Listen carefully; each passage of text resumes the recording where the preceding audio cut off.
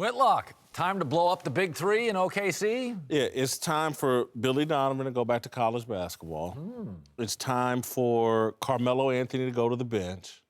And it's time for Paul George to be dealt to a team that's trying to win a championship. Wow. The OK3 can't, it's just not going to work. And Chris, we're all old enough, maybe not McIntyre, but George McGinnis and Dr. J tried to play together in Philadelphia, and it just They were didn't work. much better than this, though. It didn't work. They Well, got by the to way- the finals, didn't they? But Barkley and Scottie Pippen, that one, the clash. At the end, Yeah. these guys are in their prime.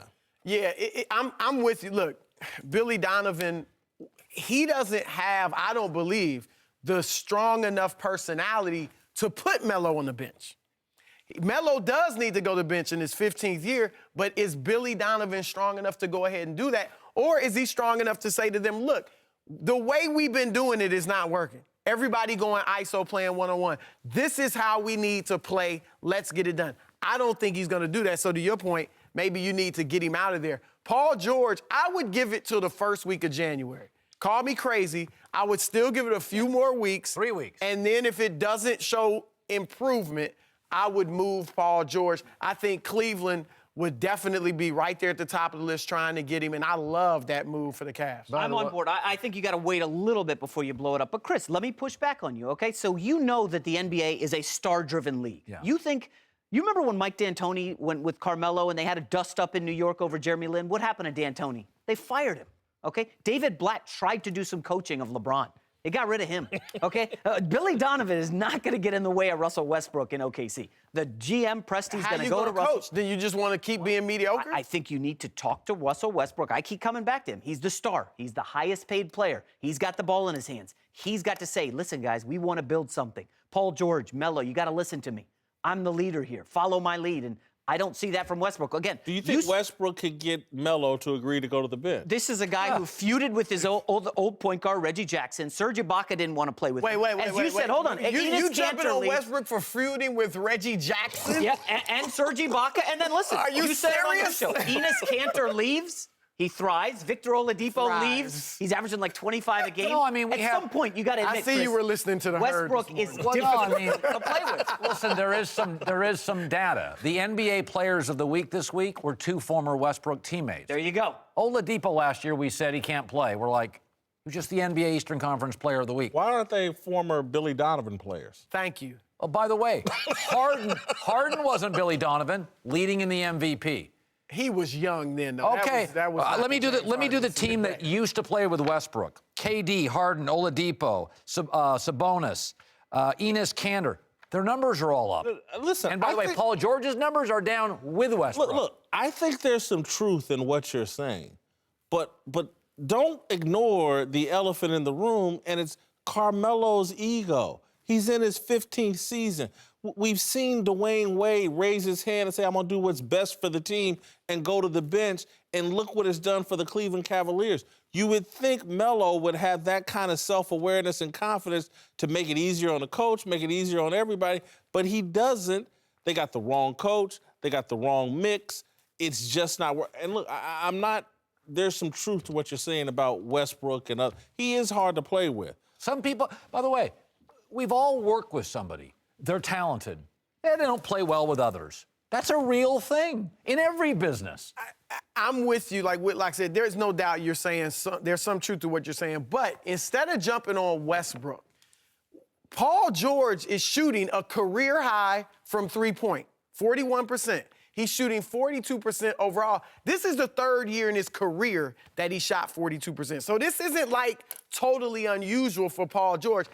When I look at their three stars, I see one that's been to the finals, and it's Russell Westbrook. I see one that's been to 5 Western Conference finals.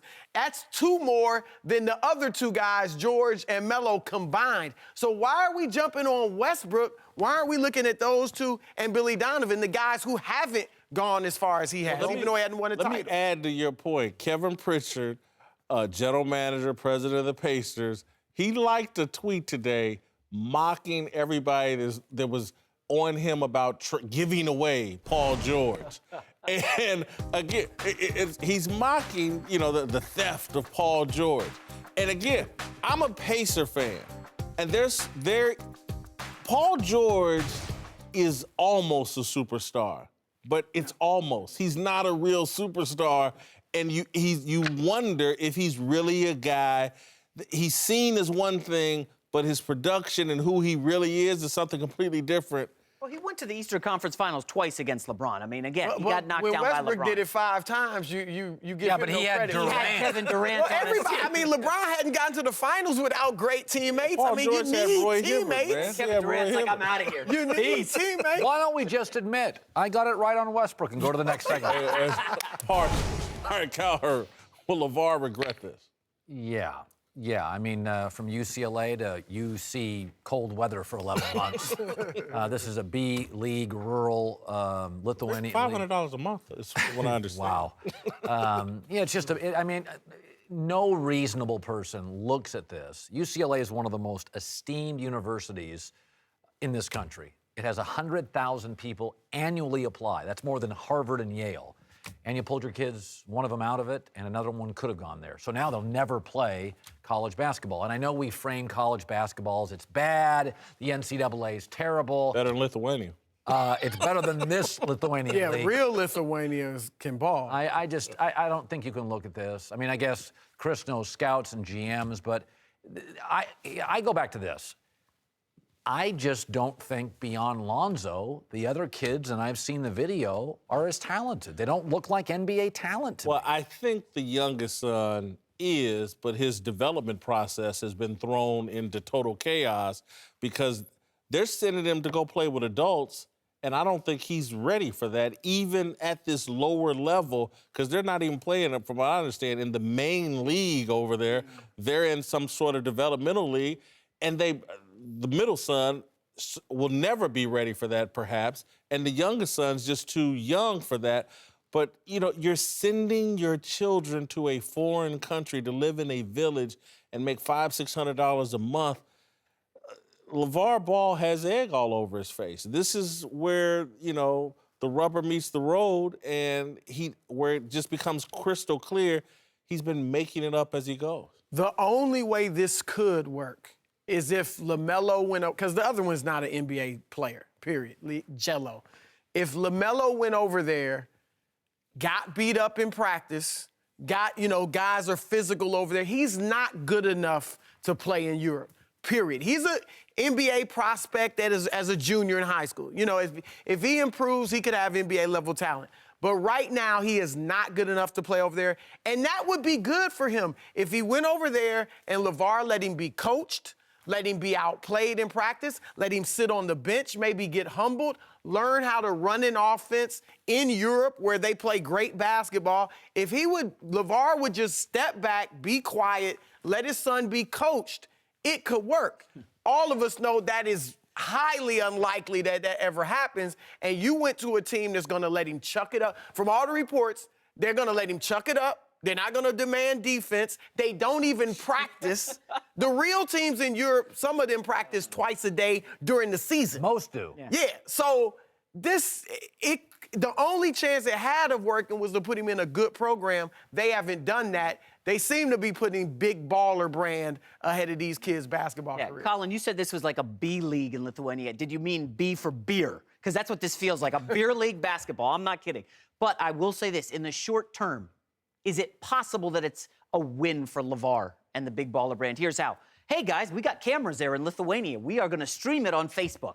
We are going to stream the Lithuanian coach F-bombing my sons. And look at this. He can't stay in this. He's not learning anything. And it's content. It's all over the blogs and social media. And LeVar's winning. Whitlock, you buying this? LeVar in the short term is winning. And that's all he cares about. He's got a younger son that needs to be developed. Yeah. I would agree. So, again, streaming and building brands, that's all fine and dandy, but someone has to be developed as a basketball player so that he can come over to the NBA or, hell, even play in Europe in their main league and make some real money. This just doesn't work for me. LeVar Ball's issue is like a lot of people. A lot of people. They're always trying to prove they're the smartest guy in the room. And they think the way to prove that is to run their mouth and just talk more than everybody else. And my father told me this a long time ago, hey, man, you got one mouth and two ears and two eyes for a reason. 4 times as much observing and listening as talking is proof of your intelligence. LeVar Ball won't listen to anybody. He thinks he's smarter than everybody. Smart people listen more than they talk. I will say this. They're going to do a slight shift from the Big Balder brand. And we're going to show you the Big Baltic brand. I think you guys are being really harsh, Whitlock. That might have It's a win legs. for LeVar.